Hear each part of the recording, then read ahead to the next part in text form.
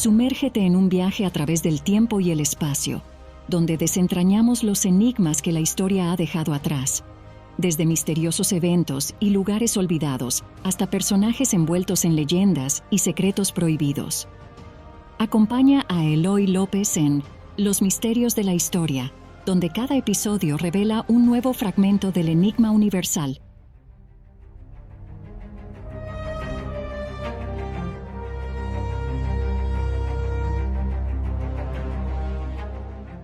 Dicen que hay pueblos que nacen del fuego, otros de la piedra, y algunos, muy pocos, parecen surgir del propio aliento del océano. Casi invisibles para la historia oficial, sin banderas ni ejércitos, sin templos de mármol ni monumentos de conquista.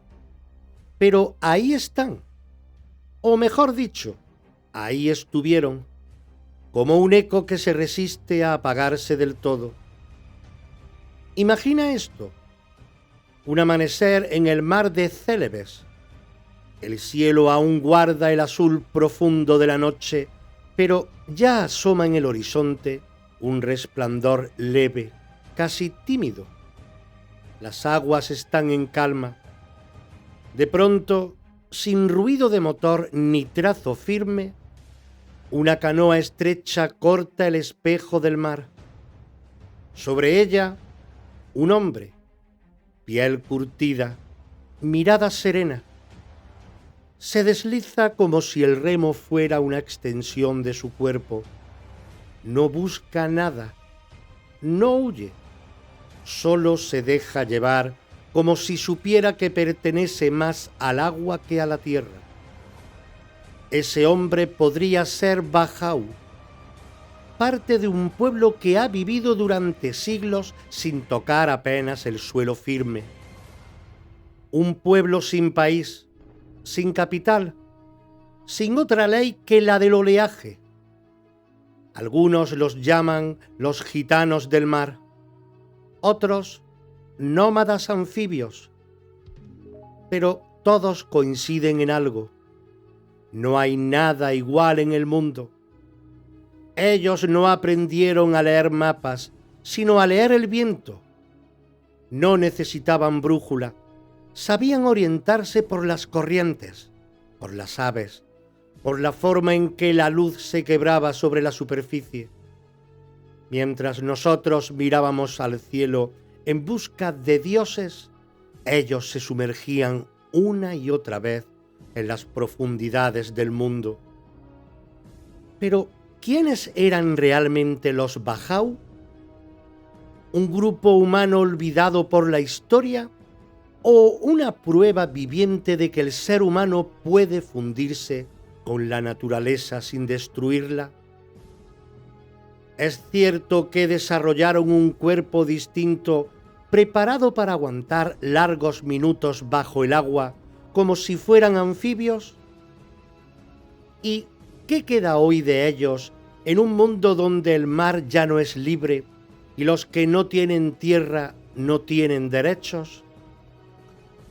Quizás su historia sea una advertencia, o quizás un espejo, uno de esos en los que, si te miras con atención, descubres algo que creías haber perdido. Hoy, en los misterios de la historia, nos subiremos a esa canoa silenciosa. No llevaremos brújula, ni ancla, ni reloj. Solo dejaremos que el rumor del mar nos lleve hasta donde aún respiran los últimos nómadas del agua. ¿Escuchas? Los Bajau, nómadas del mar.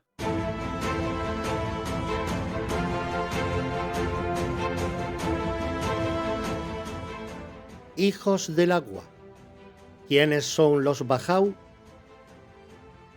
No tienen capital, no tienen bandera, no aparecen en los libros de texto, y sin embargo, los Bajau llevan siglos surcando uno de los territorios más vastos y profundos del planeta, el océano. Se extienden a lo largo de las aguas cálidas del sudeste asiático. desde el sur de Filipinas hasta la costa oriental de Malasia y el norte de Indonesia, formando una red dispersa de comunidades que, aunque con matices y nombres distintos, comparten una misma esencia, la de vivir ligados al mar como si fuera una prolongación de su cuerpo. Varios los consideran el grupo nómada marino más grande del mundo, y ese título no es simbólico. Durante generaciones, los Bajau no construyeron casas en tierra, ni cultivaron la tierra, ni criaron ganado. Su hogar era una canoa, su comida venía del fondo del mar, y su fe se tejía entre las corrientes y los vientos. Algunos grupos vivían completamente sobre embarcaciones conocidas como lepa-lepa, donde nacían, dormían, cocinaban y morían. Otros levantaban humildes palafitos sobre aguas poco profundas, pequeñas aldeas flotantes que parecían surgir como por arte de magia entre los arrecifes. La palabra Bajau no designa a un único grupo homogéneo, sino a una constelación de comunidades relacionadas por lengua, cultura y forma de vida. Algunos estudios los dividen en tres grandes ramas: los Bajau Laut o Bajau del mar, los más nómadas, los Bajau Darat, ya algo más asentados en tierra, y otros subgrupos con identidades locales diversas. Lo que los une, sin embargo, es una cosmovisión profundamente acuática, no solo porque su economía depende del mar, sino porque su alma lo habita. Para ellos el mar no es un paisaje ni un recurso, es un ser, un maestro, un espíritu con el que se convive, se dialoga, se respeta. Hay normas invisibles que rigen esa relación. Ciertas zonas donde no se debe pescar, ciertas formas de pedir permiso antes de sumergirse, ciertas ofrendas que calman su furia cuando se levanta la tormenta. Las olas no son enemigas, son advertencias. El silencio de las profundidades, una voz que hay que saber escuchar. En su día a día, la destreza con el arpón es tan valiosa como el conocimiento de las mareas. Los Bajau han perfeccionado técnicas de pesca que no requieren redes ni motores, solo la coordinación perfecta entre ojo, pulmón y músculo. Se sumergen sin botellas, sin aletas, sin más equipamientos que una pinza en la nariz y una lanza en la mano, y lo hacen con una gracia que desafía la lógica. Ni un gesto brusco, ni una burbuja de más, solo una danza con el agua como si fueran parte de ella. Su lenguaje, oral, musical, gestual, está lleno de referencias al mar, a las criaturas que lo habitan, a los sonidos que emite. Los niños crecen escuchando historias de pulpos gigantes, de ancestros que se convirtieron en delfines, de islas que aparecen y desaparecen. Se dice que aprenden antes a nadar que a caminar, y que su oído es tan fino que pueden distinguir el ruido lejano de una tormenta horas antes de que llegue. Pero tal vez lo más misterioso de todo es que su vida no sigue un calendario fijo. No hay relojes ni agendas. Se guían por el sol, las estrellas, las fases de la luna, el color del agua. Viven en un tiempo circular, flotante, donde el pasado y el presente se confunden como las corrientes bajo una barca. No acumulan posesiones, no ambicionan tierras, no entienden de fronteras políticas, y quizá por eso han sido ignorados, invisibilizados, como si el mundo moderno no supiera muy bien dónde colocarlos en sus mapas. ¿Quiénes son entonces los Bajau? ¿Un pueblo en desaparición? ¿O una memoria viva de lo que fuimos antes de domesticarlo todo? ¿Un residuo de la prehistoria? ¿O una vanguardia que supo vivir en equilibrio con su entorno? Lo cierto es que los Bajau no se definieron nunca por lo que poseían, sino por cómo se movían, por cómo respiraban, por cómo escuchaban al mar. Y tal vez, solo tal vez, ahí esté la clave de su misterio.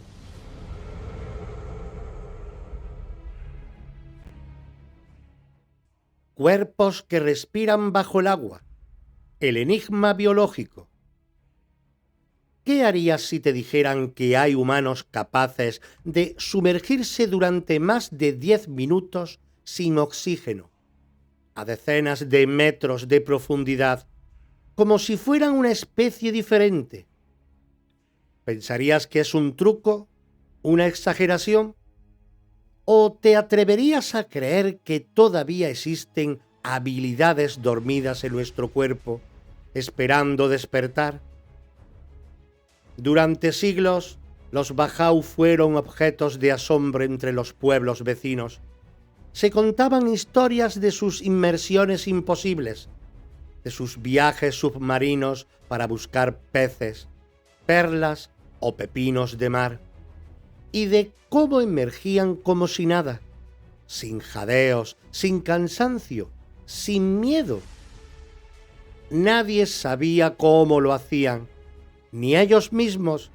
Simplemente lo aprendían desde niños, imitando a sus mayores, como parte natural de su vida en el agua. Pero en 2018, un estudio científico sacudió el mundo de la antropología y la genética. La investigadora Melissa Liardo, junto a un equipo internacional, viajó hasta una comunidad Bajau de Sulawesi, en Indonesia, con una pregunta clara: ¿hay algo en su biología que explique este prodigio? La respuesta fue un rotundo sí. Los análisis revelaron que los Bajau poseen un bazo significativamente más grande que el del resto de los humanos, hasta un 50% más en algunos casos. ¿Y qué importancia tiene eso? Mucha. El vaso es como un tanque de oxígeno de emergencia. Almacena glóbulos rojos y cuando el cuerpo entra en apnea, los libera para mantener el flujo de oxígeno vital. En otras palabras, cuanto más grande el bazo, más tiempo puedes aguantar bajo el agua. Pero eso no es todo.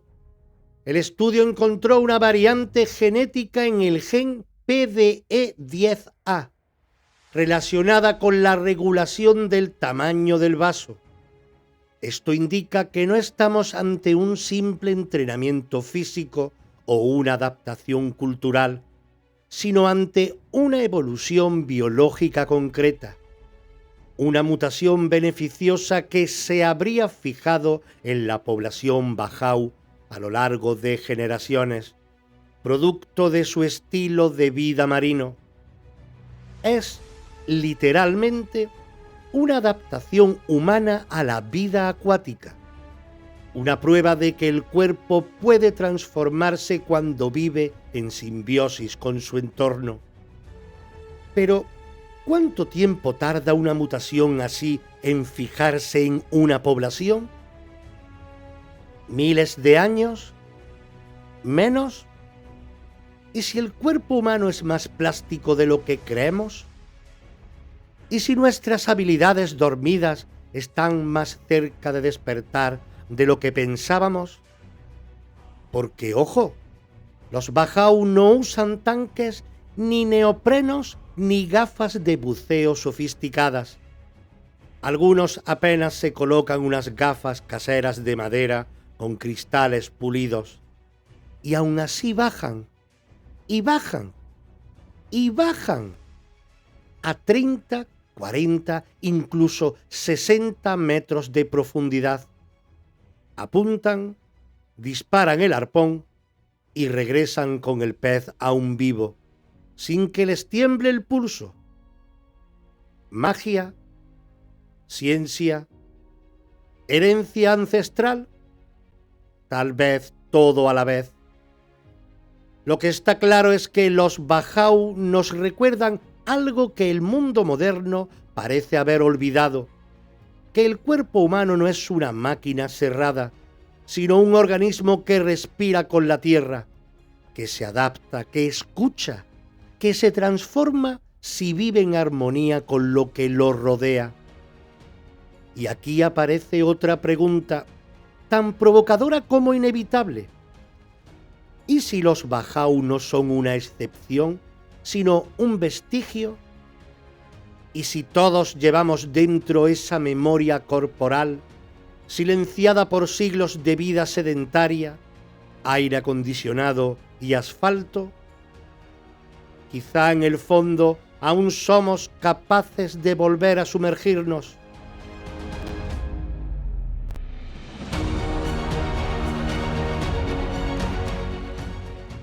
Una cultura sin suelo firme. ¿Cómo se construye una cultura cuando no hay tierra bajo los pies? ¿Cómo se transmite la memoria si no se escribe? ¿Qué permanece cuando todo flota? La cultura Bajau no se parece a ninguna otra porque no se ancla en piedra, ni en libros ni en templos. Es líquida, como su entorno.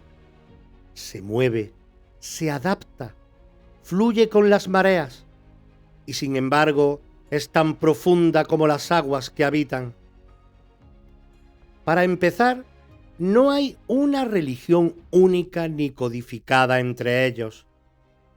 Algunos adoptaron el Islam a lo largo del tiempo, pero sus creencias originales siguen latiendo en forma de ritos, tabúes y presencias invisibles. El mar no es solo un lugar de pesca, es un ser vivo lleno de espíritus que pueden bendecir o castigar. Hay zonas que se evitan porque algo habita allí. Hay palabras que no se dicen en ciertas embarcaciones para no atraer desgracias. Y hay momentos, sobre todo cuando alguien muere o enferma, en los que toda la comunidad mira al agua en busca de señales. En muchas aldeas Bajau se habla todavía del Ikan Raja, el rey pez, una criatura espiritual que guía o vigila a los pescadores. También circulan leyendas sobre humanos que se transformaron en delfines o que desaparecieron bajo el mar para no volver jamás. En esas historias no hay drama ni castigo, solo tránsito, como si la frontera entre el mundo humano y el marino fuera difusa, porosa, irreversible. Y si su fe es fluida, su arte no lo es menos. Los Bajau cantan, bailan y cuentan historias sin escenario ni guión. Las canciones se entonan al ritmo del remo, del viento, del chapoteo de los niños. Hablan del amor, del mar, de los ancestros y de la luna. Algunas son casi rezos, otras verdaderas bromas. Pero todas tienen algo en común. Se transmiten de boca en boca, sin necesidad de escribirlas, porque en su mundo lo importante no es conservar las palabras, sino el gesto, la entonación, el momento. Y es que todo en su cultura se aprende así, mirando, escuchando, imitando. Un niño Bajau no va a la escuela, pero aprende a remar antes de los 5 años, a distinguir los sonidos de las embarcaciones que se acercan, a leer el cielo, a saber qué tipo de pez hay bajo la superficie solo por la forma en que salta.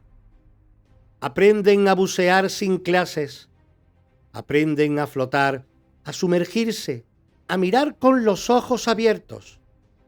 Su sabiduría no está en libros, está en el cuerpo. También su arquitectura es minimalista y sabia. En los palafitos que construyen sobre arrecifes o aguas tranquilas, todo tiene una función. No hay lujo, pero tampoco hay carencia. La comida se recoge día a día. El tiempo se mide por las mareas. El descanso se toma cuando la toma el mar. No hay calendarios, pero sí hay ritmo. Y ese ritmo lo marca la naturaleza, no un reloj. Viviendo así, sin tierra firme, uno pensaría que carecen de raíces, pero no es cierto. Sus raíces son profundas, solo que no van hacia abajo, sino hacia adentro. No se clavan en el suelo, se anclan en la comunidad, en el cuerpo, en la memoria compartida. Los Bajau no construyeron ciudades ni pirámides, no dejaron manuscritos ni imperios, pero dejaron algo que, en tiempos como los nuestros, suena casi revolucionario. Una forma de vivir sin poseer, de fluir sin dominar, de estar sin conquistar. Quizá, solo quizá, eso también sea una forma de sabiduría.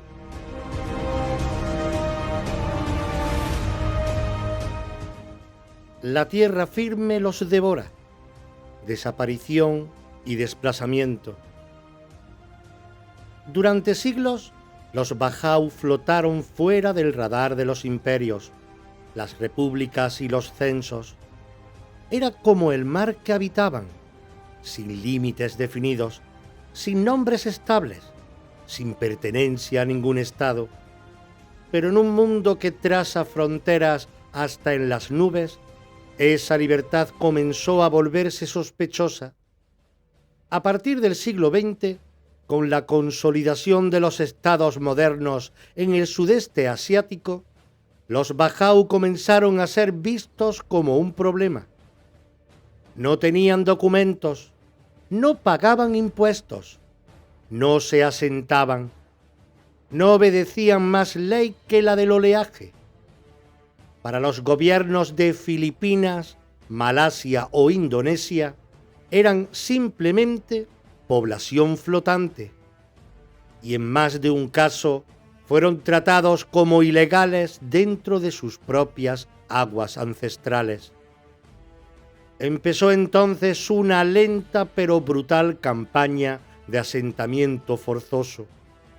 Los empujaron a tierra, les construyeron casas precarias en zonas marginales, les prometieron servicios básicos a cambio de abandonar sus barcas, sus técnicas de pesca, su estilo de vida.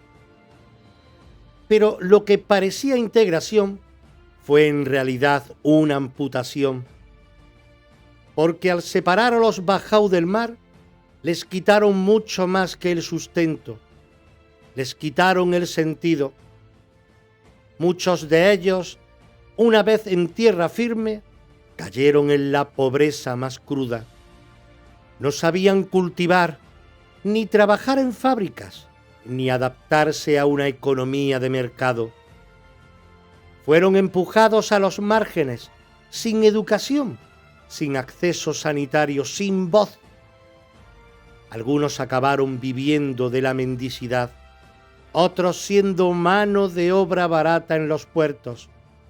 Los más jóvenes comenzaron a olvidar las canciones, los mitos, el lenguaje del agua. Pero la tragedia no vino solo del lado humano. La pesca industrial arrasó con los caladeros donde los Bajau recogían su alimento. Las explosiones submarinas, usadas para pescar de forma rápida y letal, destruyeron los arrecifes. La contaminación volvió tóxicas muchas de las zonas donde antes vivían, y como si fuera poco, en zonas fronterizas como la del mar de Sulu, la presencia de piratas, grupos armados y vigilancia militar convirtió las rutas tradicionales en zonas de alto riesgo. Así, poco a poco, el mar dejó de ser hogar para convertirse en amenaza, y la tierra, que nunca fue suya, los tragó sin compasión. Hoy en día, muchas comunidades Bajau apenas sobreviven. Algunos siguen resistiendo en aldeas flotantes aisladas, pescando como pueden, manteniendo vivas las viejas historias bajo una carpa de plástico. Otros ya han cortado del todo ese vínculo ancestral, absorbidos por el anonimato urbano, cargando cajas en algún mercado o pidiendo en las esquinas de las grandes ciudades. Pero a pesar de todo, hay grietas por donde entra la luz. Algunos ancianos todavía enseñan a los niños a bucear sin miedo. Algunos jóvenes están recuperando las canciones. Investigadores, con más respeto que antes, están documentando su lengua, su arte, su historia, porque tal vez aún no sea demasiado tarde. Tal vez no se trate solo de proteger una etnia en peligro de extinción, sino de preguntarnos qué significa en el fondo vivir en armonía con algo más grande que nosotros. Y aquí es donde esta historia ya no habla solo de los Bajau, habla de nosotros, de cómo tratamos a los que no encajan, de cómo despreciamos lo que no entendemos, de cómo el progreso, cuando no escucha, puede ser más devastador que una tormenta, porque a veces no hace falta disparar una bala para destruir una cultura. Basta con quitarle el mar.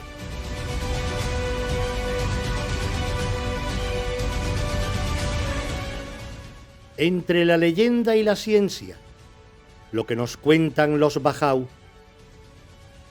Antes de que llegaran los mapas, las banderas o los laboratorios, ya estaban las historias.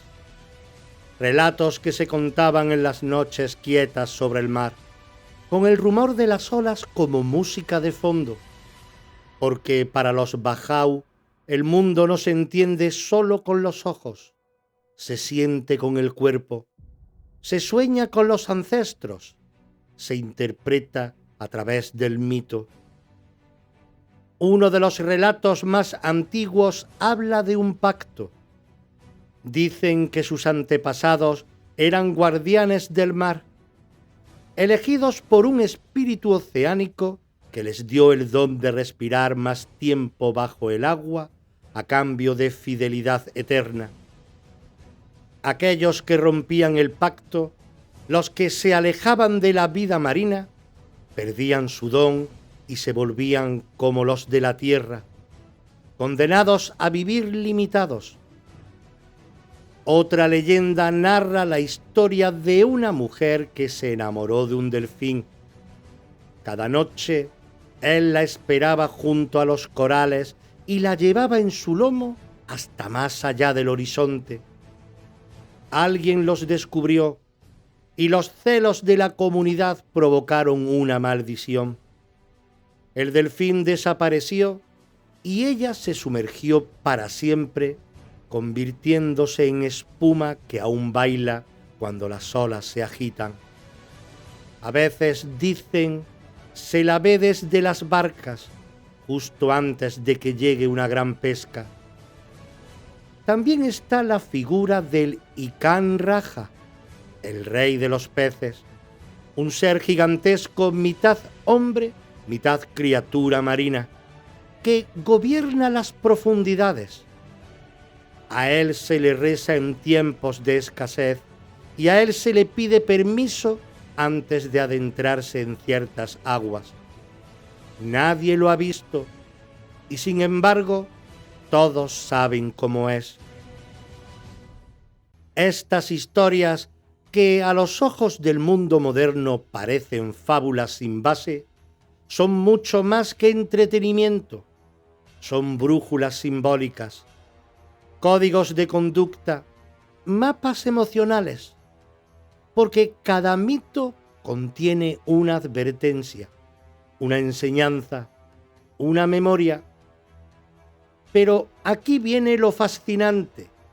A veces la ciencia y el mito no están tan lejos. ¿No es acaso el bazo agrandado de los Bajau una bendición que confirma aquel viejo relato del espíritu marino? ¿No es su capacidad para sumergirse sin tecnología un eco biológico de esas uniones con criaturas del océano? ¿Y si la historia de la mujer delfín no fuera literal, pero sí una metáfora de esa fusión íntima entre los Bajau y el mundo marino, incomprensible para quienes viven con los pies en la tierra? Lo cierto es que los mitos Bajau no necesitan ser verificados, solo escuchados. Son su forma de transmitir lo que no cabe en una educación. Y en un tiempo donde todo se mide, se registra, se controla, escuchar estas historias nos recuerda que aún hay cosas que escapan a nuestras categorías. Curiosamente, no son los únicos con relatos así. Otros pueblos anfibios como los Moken de Tailandia o los Sama del sur filipino también cuentan historias de metamorfosis, de pactos con el mar, de ojos que ven debajo del agua como si fuera aire. Y en todas ellas hay un mensaje común: el mar no se conquista, se honra.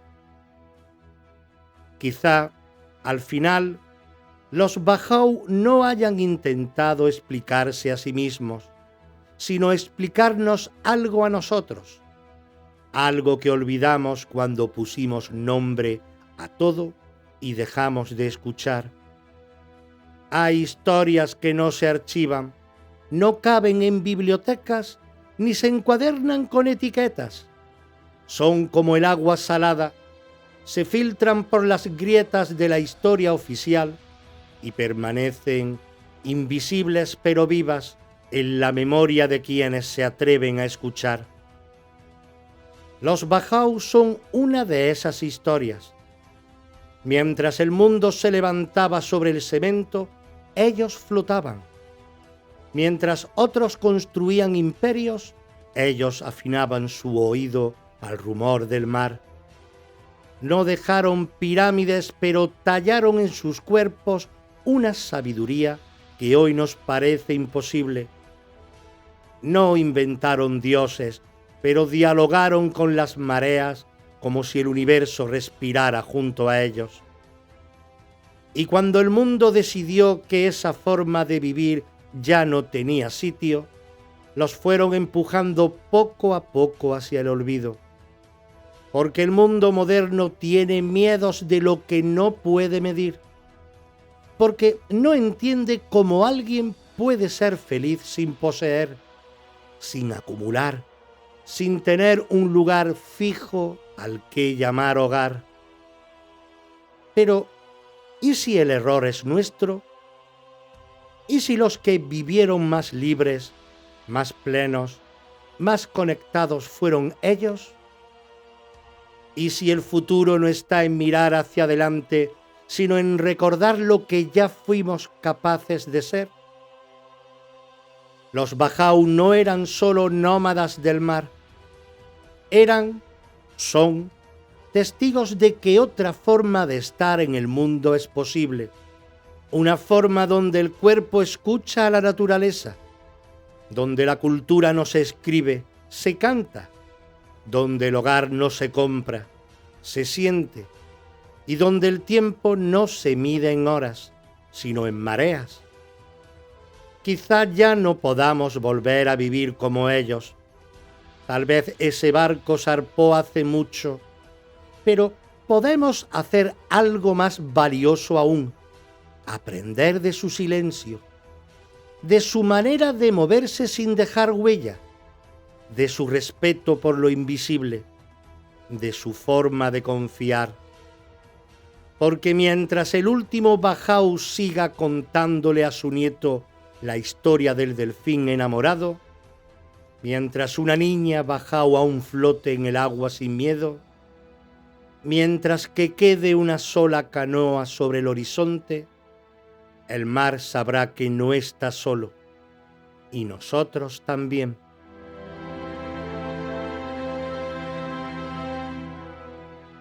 Los bajau no fueron los únicos que vivieron en armonía con el océano.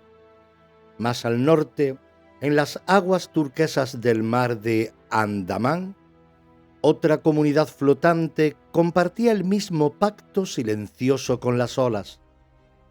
Ellos también oían lo que el mundo ya no sabe escuchar. Ellos también, como los bajau, fueron despojados de su derecho a flotar. Hablamos de los moken. Hay lugares donde el mar parece no pertenecer a ningún país, ni a ningún tiempo. Aguas que no entienden de banderas ni de relojes. Es ahí, en ese silencio líquido entre las costas de Tailandia y Birmania, donde habitan los moken, otro pueblo anfibio, errante, escurridizo como la espuma que no se deja atrapar entre los dedos. A veces los llaman los gitanos del mar de Andamán. Y no es casual. Su vida es un ir y venir constante, sin amarras. Durante siglos navegaron en pequeñas embarcaciones de madera, las kabang, hogares flotantes donde vivían familias enteras. No tenían tierra firme, no tenían prisas, no tenían más posesión que el mar y el cielo, y en eso le bastaba todo. Los moken viven como si el tiempo se hubiera detenido. Sus jornadas no las marca el reloj, sino la altura del sol y el comportamiento de las corrientes. Pescan, recolectan, descansan. Luego pescan de nuevo. No por ambición, sino por necesidad. Su economía no está basada en la acumulación. Si alguien pesca de más, lo comparte. Si alguien no pesca nada, recibe sin pedir. Porque en su visión del mundo, poseer demasiado es una enfermedad del alma. Los hombres suelen pescar con arpones, buceando con los pulmones entrenados desde la infancia. Las mujeres buscan moluscos, crustáceos y raíces comestibles cerca de la costa. Los niños, mientras tanto, aprenden, observan, imaginan. Su escuela es el mar, su aula la barca, su libro la tradición. La kabang, su embarcación sagrada, no es solo un medio de transporte, es casa, altar, refugio. Está cuidadosamente construida con maderas locales y técnicas que se transmiten de generación en generación. En ella nacen, cocinan, sueñan, y cuando alguien muere, se suele abandonar la embarcación para siempre, como si llevara ya su espíritu consigo.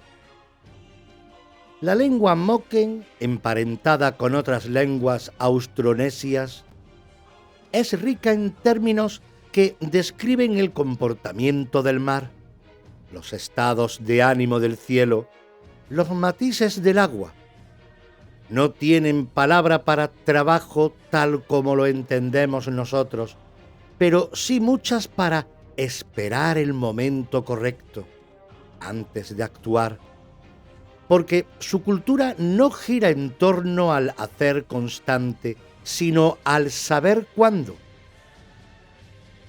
Sin pertenecer oficialmente a ningún país y sin poseer documentos, durante mucho tiempo vivieron sin interferencias, aislados, invisibles, ignorados, pero también libres.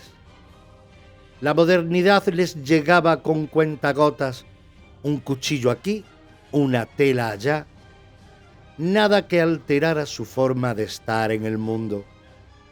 Los Moken como los Bajau nos obligan a repensar lo que entendemos por civilización, porque ¿es más civilizado quien acumula y domina o quien vive con poco y lo comparte todo? Ellos no construyeron ciudades, pero supieron convivir con el océano sin dañarlo. No alzaron monumentos, pero su legado flota todavía en esas embarcaciones de madera, donde cada tabla cuenta una historia. Y aunque hoy sean cada vez menos los que siguen navegando, su existencia sigue siendo una lección viva, una lección que dice: se puede vivir sin poseer, se puede habitar el mundo sin herirlo, y sobre todo, se puede aprender escuchando lo que no se ve.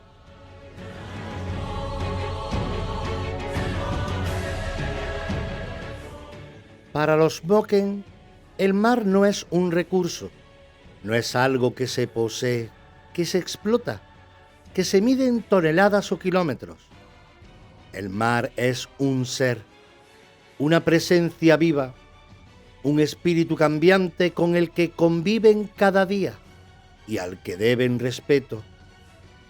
Dicen que cuando el mar está en calma es porque está escuchando, y cuando se agita es porque alguien ha olvidado escuchar.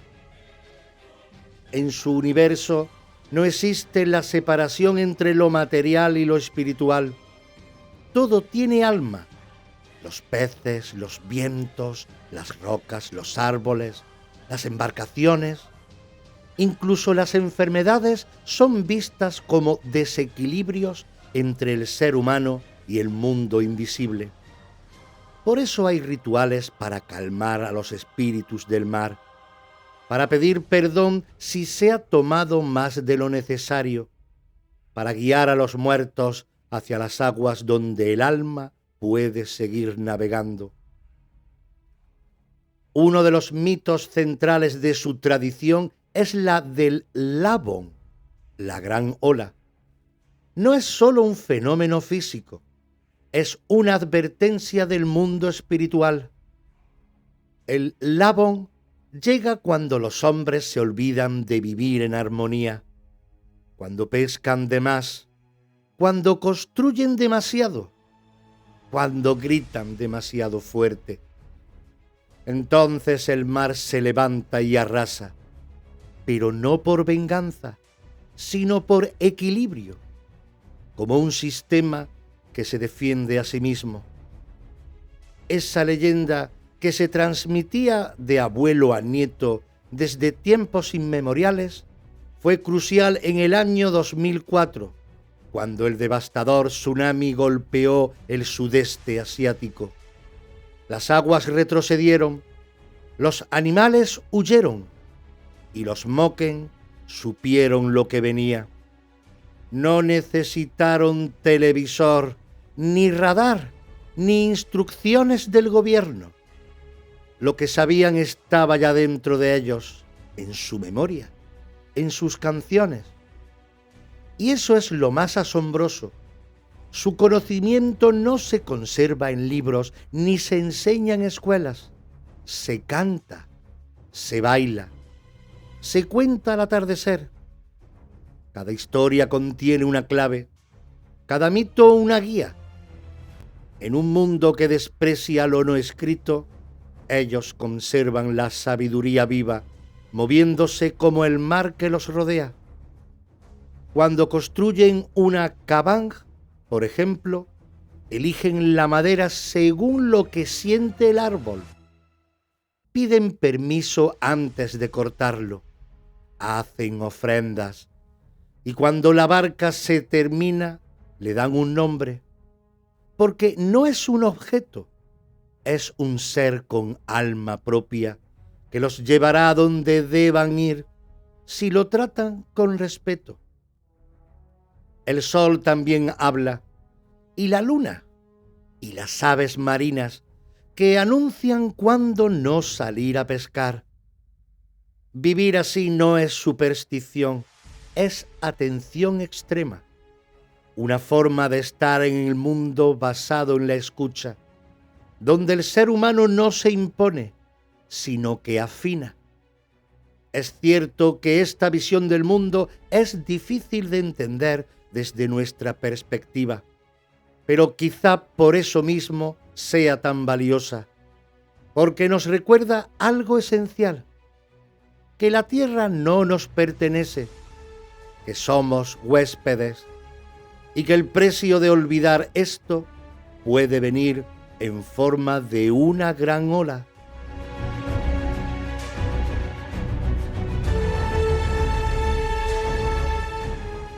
Fue el 26 de diciembre de 2004, el día después de la Navidad, cuando millones de personas dormían todavía con el sabor del turrón o la resaca del mundo moderno, cuando las playas del sudeste asiático estaban llenas de turistas, risas, selfies, inocencia.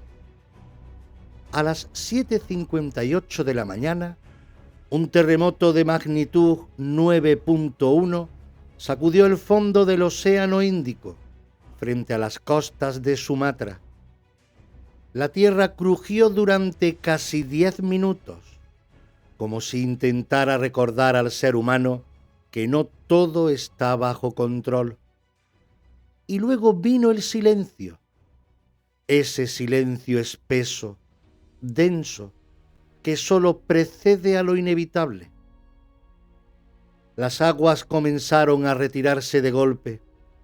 En algunas playas el mar se encogió decenas de metros hacia adentro, dejando al descubierto corales, peces agonizantes y arena que no debería estar al aire. Para muchos fue un espectáculo extraño, para otros una oportunidad de acercarse y grabar vídeos. Para los Moken no fue una sorpresa, fue una advertencia. Ellos ya conocían ese fenómeno, lo llamaban Lavon, la gran ola, el castigo del mar cuando el equilibrio se rompe. Sus ancianos se lo habían contado, lo habían cantado, lo habían soñado.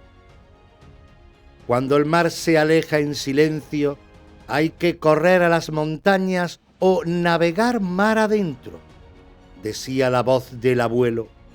No mire atrás, no dudes, porque entonces ya es tarde. Y así fue. Los Moken vieron cómo las aguas retrocedían y no se quedaron, no grabaron vídeos, no preguntaron a las autoridades, no buscaron explicación, simplemente se fueron en silencio, con respeto, como se va uno cuando un ser querido necesita estar solo. Algunos se internaron en la selva hacia las partes altas de la isla. Otros remaron con fuerza hacia mar abierto, alejándose de la costa. Y cuando llegó la ola, esa pared de agua furiosa de 20, 25, 30 metros, las playas quedaron arrasadas. Los hoteles desaparecieron. Los turistas murieron por miles. Pero los Moken sobrevivieron. Casi ninguno de ellos murió ese día, porque no habían olvidado. Y el mundo entero después se preguntó cómo era posible. Cómo un pueblo sin ciencia, sin televisión, sin radares ni planes de evacuación, había hecho lo que ni los gobiernos, ni las ONGs, ni las grandes potencias pudieron hacer: salvarse. Y la respuesta fue tan fácil como desgarradora. Recordaron lo que nosotros habíamos perdido.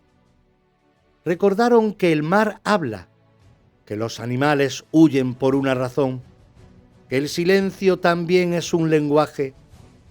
Y lo más triste es que después del tsunami, el mundo volvió a lo suyo. Volvió a reconstruir los hoteles, a limpiar las playas, a subir los precios del turismo y a olvidar otra vez a los Moken. Los trataron como folclore, les hicieron fotos, los vistieron para mostrar diversidad cultural, pero no les preguntaron por su sabiduría, ni les dieron derechos sobre sus aguas, ni les permitieron vivir según sus reglas. Y sin embargo, ellos siguen ahí.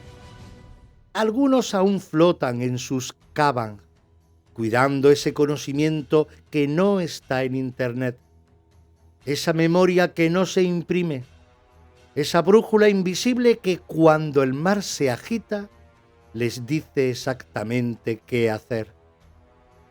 Tal vez algún día volvamos a mirarles con ojos nuevos. Tal vez algún día, cuando llegue otra ola, sea de agua o de colapso, recordemos que los que no sabían leer ni escribir eran los únicos que supieron escuchar.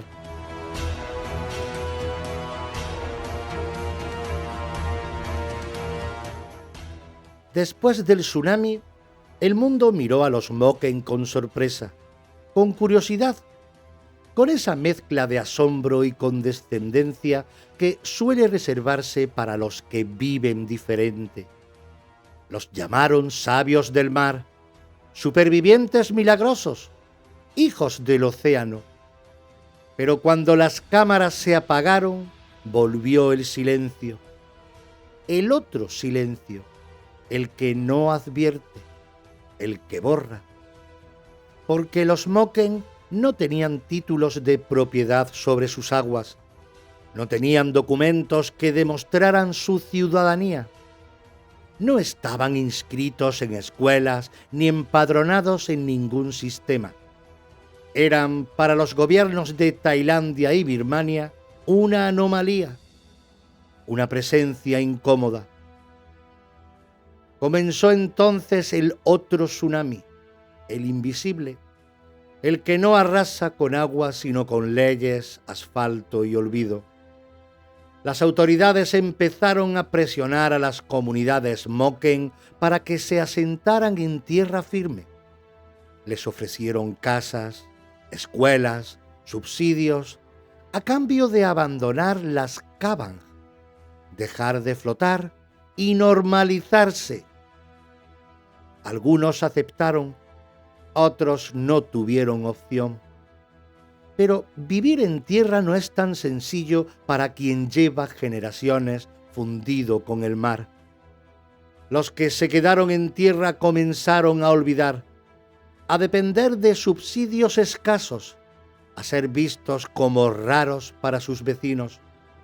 Los niños dejaron de aprender a bucear, las canciones se cantaban cada vez menos, la lengua empezó a diluirse y con ella toda la cosmovisión que les había salvado la vida. Pero aún, en algunos casos, los Moken fueron utilizados como atracción turística. Les dieron trajes típicos, les montaron escenarios de cartón piedra para que los visitantes pudieran hacer fotos exóticas. Los convirtieron en decorados sin preguntarles si querían formar parte de la función. y cuando intentaron reclamar su derecho a vivir en el mar como siempre lo habían hecho, las respuestas fueron vagas, que si no había legislación, que si no tienen papeles, que si son difíciles de censar, que mejor se adapten. Pero, ¿adaptarse a qué? ¿A la pobreza? ¿A una vida sin sentido? ¿A olvidar que fueron uno con el océano? Hoy, en muchas islas del mar de Andamán, quedan aún ancianos moken que recuerdan, que siguen contando las historias, que siguen mirando al horizonte con la esperanza de que algo cambien, pero saben que el tiempo se acaba, porque cuando el último niño moken deje de saber qué hacer cuando el mar se retire en silencio, habremos perdido algo que no se recupera, una forma de estar en el mundo que no daña, que no exige, que no hiere, y eso quizá debería dolernos más que cualquier ola.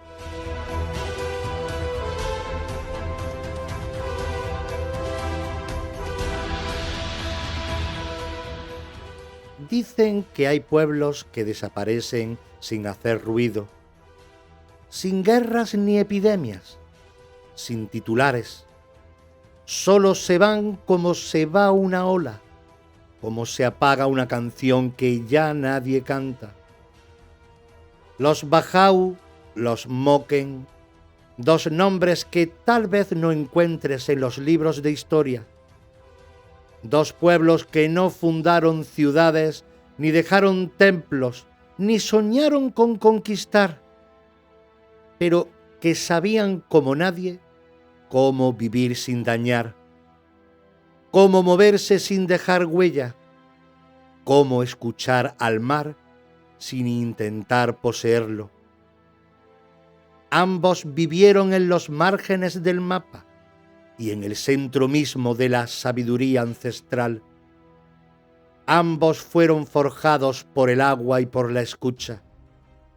Ambos pagaron el precio de no pertenecer a este mundo de cemento, papeles y propiedad. Pero si callamos y cerramos los ojos, aún los podemos ver.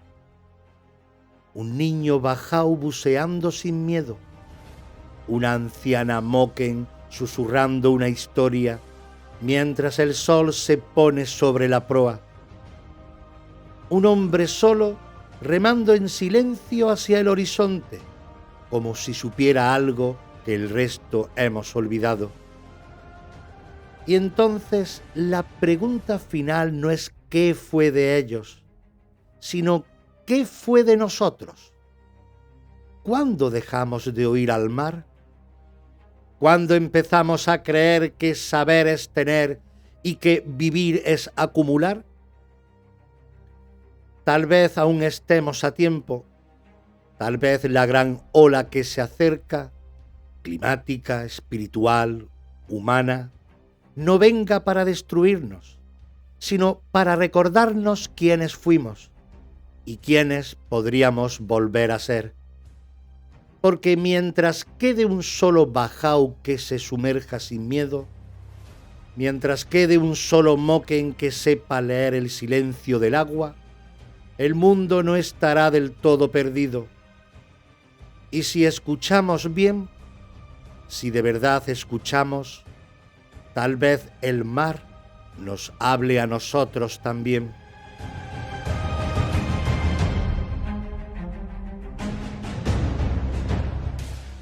Y hasta aquí llegó este viaje entre los ecos del pasado, entre ruinas y leyendas, entre certezas e incógnitas.